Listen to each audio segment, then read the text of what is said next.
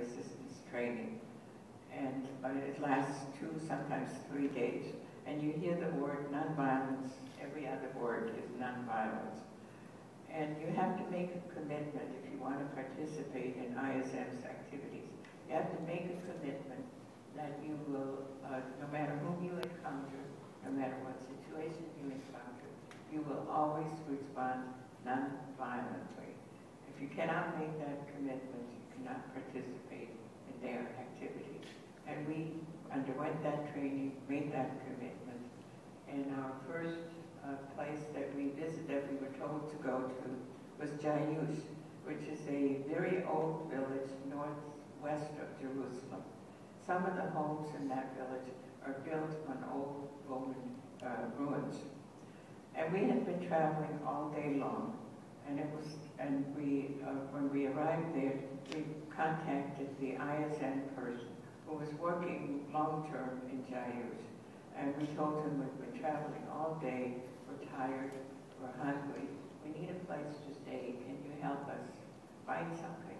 And he immediately dialed a number on the phone, and within a minute or so he was off the phone and said, I just called his family and named the family, and they're a lovely Palestinian family, and they're waiting for you to come, I'm going to take you over there. And it was just a few minutes walk to get there. When we arrived there, the lady of the house was already in the kitchen preparing some food for us. It was the first time that we experienced what Palestinian hospitality is like. It's unlike any that I've ever experienced anywhere else in the world, and I've been in many different places. They shower you with love and care and concern, and feed you and house you and do everything they can to make you feel very comfortable. And that was only the first time that we experienced that. Whenever I have been to the West Bank, and I've been there 5 times since 2003, I try to stay with Palestinian families, and every single time it's the same wonderful Palestinian hospitality. This was a traditional family, and so all the men were in one room and all the women in another room. Though in the room where we women were, there was the senior male head of the family was there. And since we couldn't speak Arabic and they spoke no English, we were sort of gesturing with our hands. And so I don't know, I never was able to find out why the senior male member stayed with the women. Maybe he was going to take care of us if we had a problem. I don't really know. The next morning, we went to what was then only a fence around Jayush with 2 gates, one in the north and one in the south. By now, Jayush is completely surrounded by a 25-foot high cement wall. I'm 5 feet tall, so put 5 of me on top of each other, probably reach the ceiling here. That's how high that wall is. And Israel says it needs this wall for the security of its own people. And they have every right to build such a wall if they feel they need it. But they should build it. They have to build it on their own land.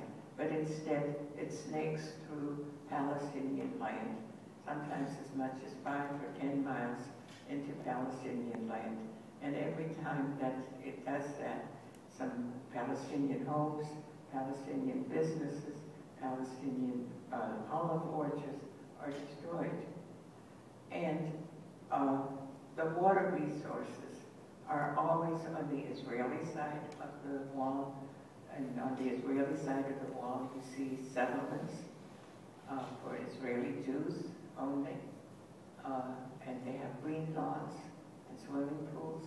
And on the Palestinian side of that wall, when you turn on the faucet, you're lucky if it comes out drop, drop, drop. So if you want to fill up the cup of water like this, it takes a few hours, maybe a whole day, I don't really know. And I experienced that when I was in different communities throughout the West Bank between 2003 and 2005. The reason we went to what was then an electrified fence and to the north gate is because the villagers or the farmers in the community had been told that the gate would be opened by the soldiers at around 9 o'clock in the morning, and the farmers could go to their land, which was on the other side of that fence. And there was already a long line of people when we got there, about 8:30 in the morning. And I found out that if the soldiers say the gate is going to be open at 9, that doesn't mean it's going to be open at 9. It may not be open at all. It may open at 6 o'clock in the morning. It may open at 3 o'clock in the afternoon. But since the farmers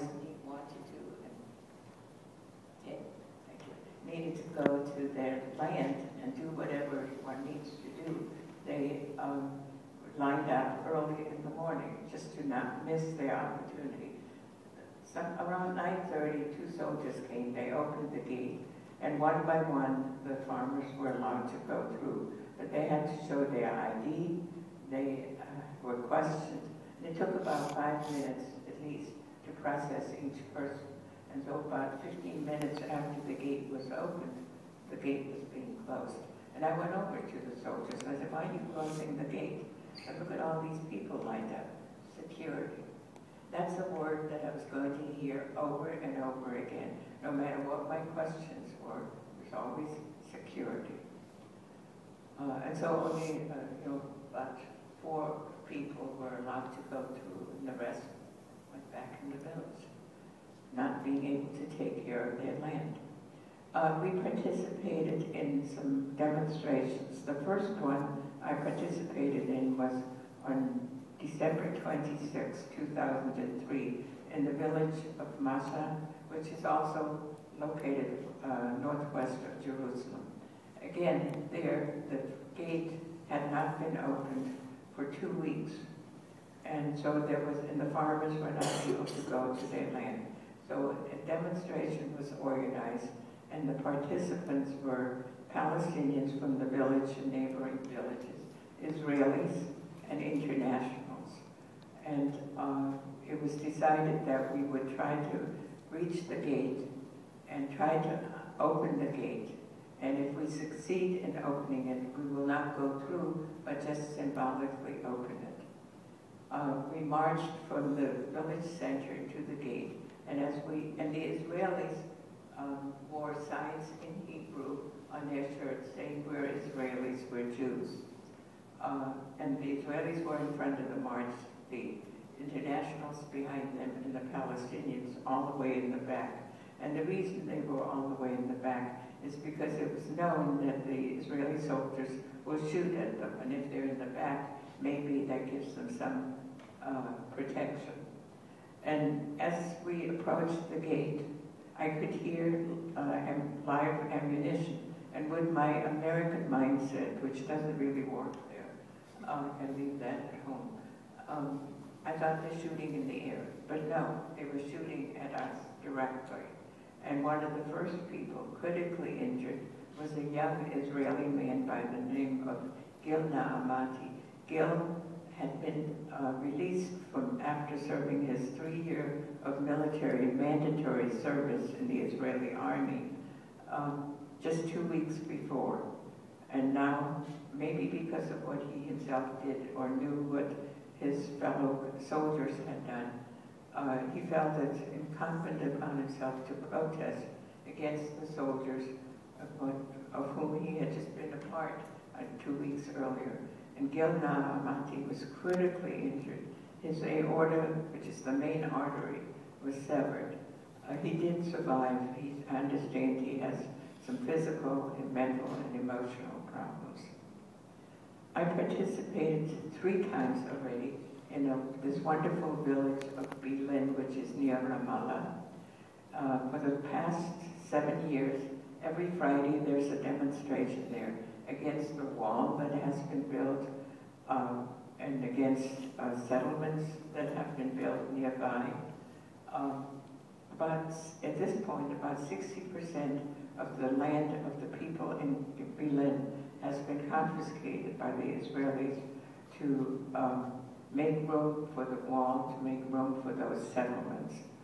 And so every Friday at noon, everyone goes to the mosque and prays, and at 1 o'clock the demonstration starts. And Palestinians, Israelis, and internationals participate non-violently, all of us, all the time. And I've been there 3 times. The violence always is on the part of the Israeli soldiers who shoot live ammunition at us, shoot something called a rubber bullet. It's really not rubber. It's a steel bullet and has thin rubber coating around it. I have one on display there at the table.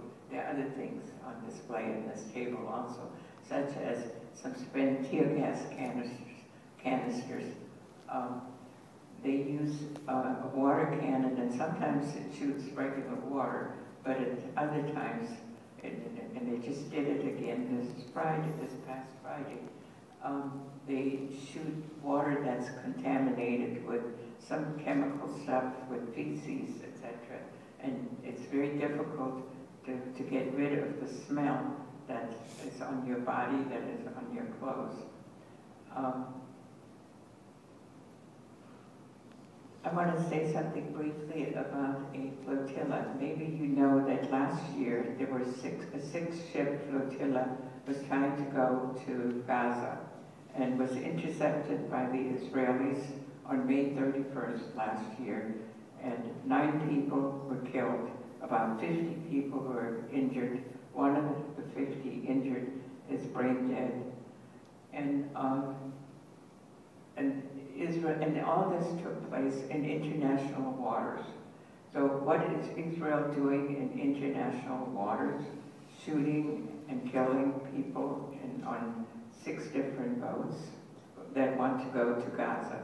And no boats have been able to reach Gaza or leave Gaza for about 40 years, or more than 40 years. So now there is a second flotilla planned to leave on or about May 31st. This year, the first anniversary of the attack on Flotilla 1 last year. And there'll be many ships from many different countries. One ship will be the U.S. boat to Gaza. People from all over the world will be on these boats. I will be on the U.S. boat to Gaza. It will be my 5th attempt to go to Gaza. All of the others have failed for a variety of reasons. And one of the things that I would like to encourage you to do is to, how did you know I wanted that? Thank you. I'm going to pass this around. Take one. Part of our cargo is to be letters to the people in Gaza, to the children, to the mothers, grandmothers, fathers, anybody there. And there is an address, so I'm encouraging you to write a letter. You can say, whatever you want in those letters, saying that but say that you're in the United States, that you're supporting this flotilla and wish the people well in Gaza. And there is an address in New York that you can send the letter to. And you can send as many letters as you want. We want to take thousands and thousands of letters when we go to Gaza. Not next month, in May. I guess I'm anxious to go, so I'm saying it's next month. Very close. Okay. But, maybe let me just tell you one other experience I had, and it's an experience that Palestinians often also have. The first time that we left the Israeli-occupied West Bank in January of 2004, as I said, there were 4 of us from St. Louis who had gone there. 2 decided to stay longer, and so my friend Diane and I left earlier. And we both went to the airport, and we were immediately separated. Diane was told to go to the right, I was told to go to the left. And I tried to make some sense out of something that made no sense. And so I said, well, Diane is a Christian, so maybe the Christians go to the right and the Jews go to the left. I was told to go to passport control. Everyone has to go there. And I handed in my passport and ticket.